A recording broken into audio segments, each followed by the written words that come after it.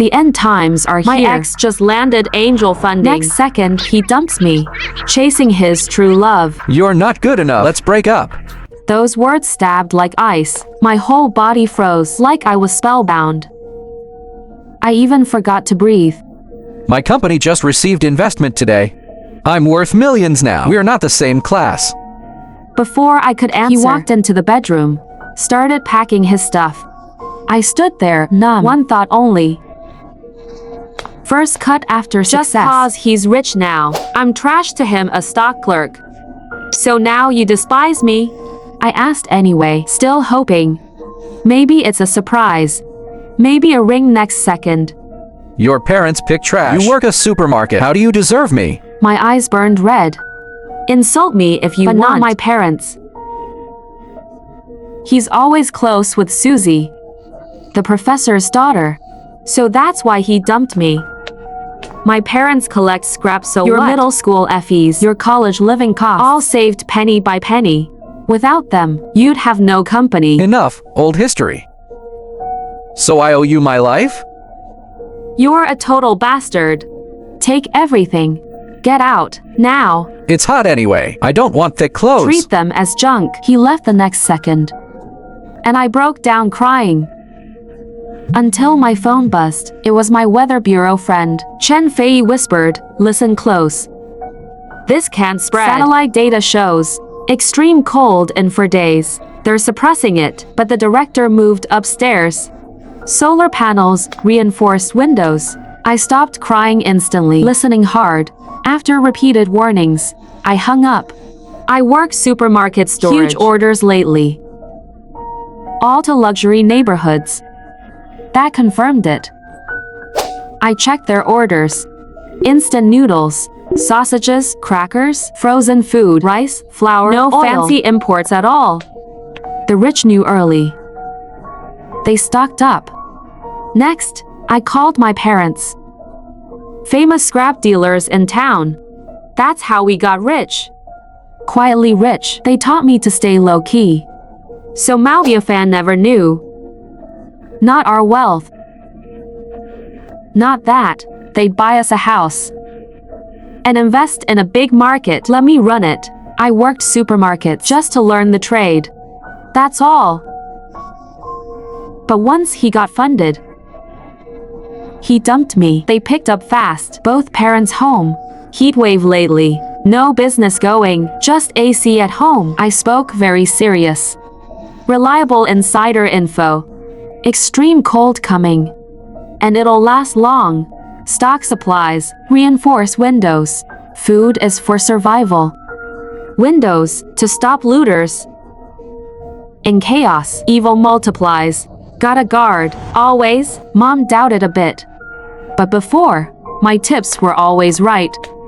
This time I was dead serious. They agreed immediately. New windows, solar panels added. I had a whole speech ready. Didn't need it, not a word. I sent mom a list. Buy exactly that. The food. At least enough for a year. Then online, 20,000 worth of veggies. Rush order, deliver in 2 days. Finally, booked tomorrow's flight. Early morning home. Then, all thick quilts. And his down jackets. All to the cleaner downstairs. Didn't he hate warm clothes? Let's see him freeze with what body hair. At night, I checked their socials.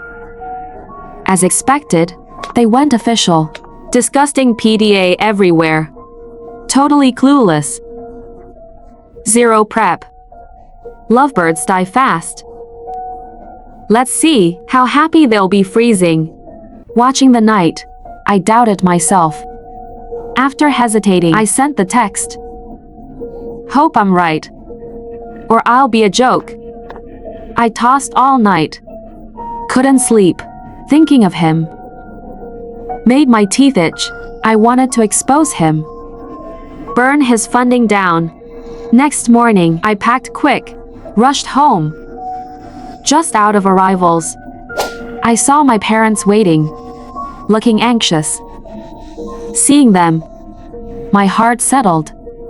This time, we survived together. No sign of him. Mom thought we fought. Even fighting, come home. Cold is coming. No childish games. What did you buy? I changed the topic. Sour noodles, instant noodles, sausages, self-heating rice, flour, cooking oil. We got home fast, everything smooth. My list. Planned by dates. First buys. Easy to store. Fresh stuff later. Tomorrow frozen beef. Frozen fish. Meatballs, tomatoes, apples, dried snacks. If weather's fine, buy more. Cold hits within 4 days. So we buy fast, buy a lot. Our scrapyard's far out. Yard in front. 3-story house behind. Fields all around. No neighbors. Windows all done. Totally different now. They listened to me. Bulletproof glass, custom security doors. Dad smiled. Then asked about Malbiafan. I told everything. Funding, breakup. Dad clenched his fist. Wanted to beat him. Mom cursed him hard. Pulled out her phone. I stopped them. I won't let him think I can't live without him. Forget it. That guy's short-sighted. We misjudged him. Plenty of good men. You'll find better. They comforted me. Don't worry. I'm over it, I said calmly. After the breakup, I struggled at first. Now I only think how we survive the cold. What if it never comes? All this food wasted. Windows for nothing. I felt uneasy, but my parents smiled. Money serves life, even a 1% chance. We prepare. My heart warmed. This is real family. A fireplace in the living room, imported model.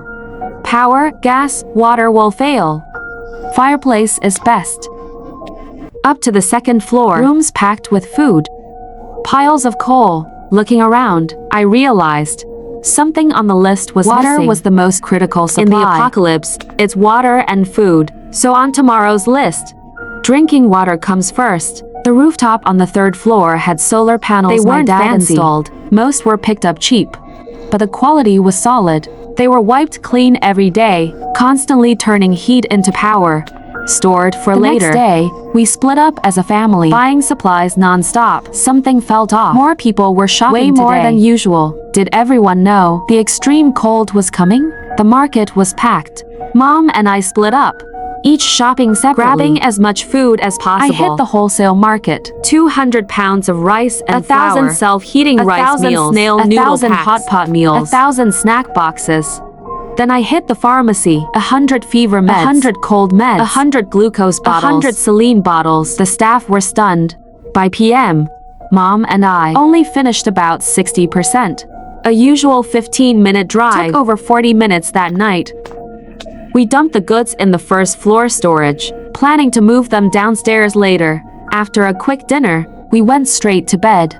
Maybe because I was home, I slept unusually well. Half asleep, I heard something. I threw off the blanket. Cold air rushed in. Outside, snow was pouring down. A fierce north wind howled, snowing hard in midsummer. This was wrong. Cold sweat hit me. I rushed to the living room. Over 40 degrees dropped overnight. Outside was already -5. So many people outside had no winter clothes. They didn't get how bad this was, but I knew. Miss the stocking chance. And you miss your shot to live. My phone suddenly buzzed. It was Mao Bufan. I kept him and Soo Kyeon on WeChat just to see how bad they'd fall. Ting Ting, I'm back home. At my mom's place. Did you bring my down jacket? Can you bring thick clothes? Even the scumbag ran home? Did he sense something too? I tossed that trash already. You think I'd fly with garbage? Gone. Bring some of your dad's coats. Oh right, bring some of yours too. Soo Kyeon's sick from the cold. We're out of food. Grab some food too. Make wishes to Buddha. Freeze or starve, none of my business. I hung up. Karma hit fast. Let's see how you live with nothing. No way they last long. While there was power, I moved frozen food to the rooftop. Nature's freezer. Worked perfectly. Dinner was rujiamo, my favorite. And noodles, pure childhood flavor. Taste of home. After dinner, I watched the snow. My head was full of food memories. lamb soup, lamb pita, potatoes. Maybe that's what home means. Time flew. 2 weeks passed. That afternoon, I pulled baked sweet potatoes from the oven. Then power out. Gas shut off too. The house went cold fast. Dad rushed to the fireplace. In 3 minutes, the fire was roaring.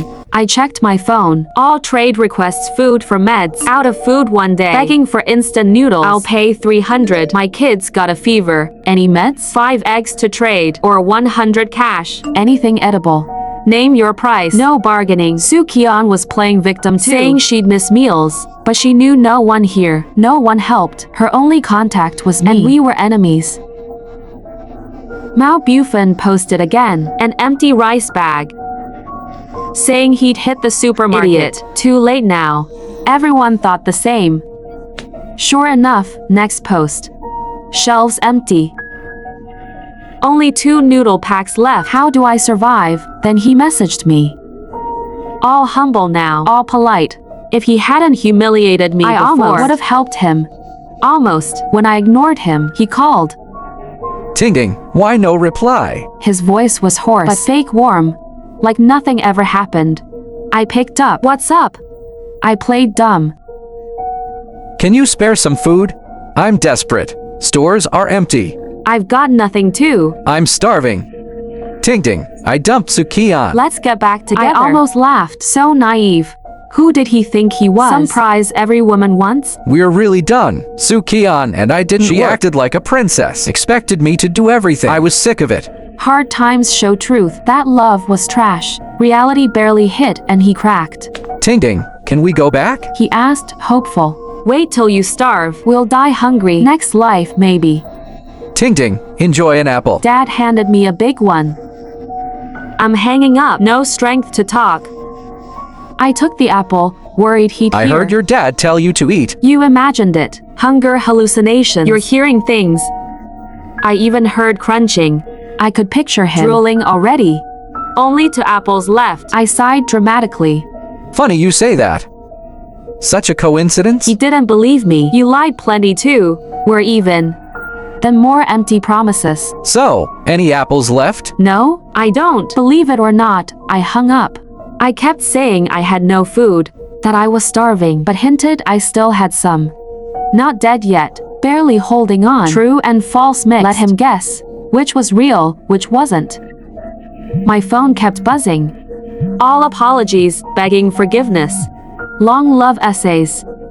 I skimmed, then put it away. Ignored them all, went back to supplies. After that day, I never heard from Mao Bufan again. Like he never existed. Sometimes neighbors mentioned him and Soo-Kian said at first. They begged in voice messages for coats and bread, then nothing. No one asked what happened. In the apocalypse, everyone struggles. No time for gossip. The storm raged on, but our family wasn't worried. The basement was stacked with food. Freeze-dried packs like a wall. Emergency meds everywhere. The storage room was full. We lived okay. Solar power kept us going. Enough for small appliances. I'd sit with Dad, listening to his old record stories. Mom flipped through albums, telling childhood stories. The business plan I wrote for Mao Bufan was long forgotten, left in a corner. Winter dragged on 3 months. When warm light broke through the clouds, we were counting supplies. Food and water left could last 2 more months. The broadcast announced the end. Recovery had begun. The 3 of us smiled. Relief after surviving hell. Before heading back to the city, I heard people say, Mao Bufan and Soo-Kian didn't survive the first month, but I didn't care anymore. I stood by the window, scrolling through messages. That's when I understood. Happiness is just living with your family, safe day by day. So, we picked the right day and headed back to the city. I looked forward to life again.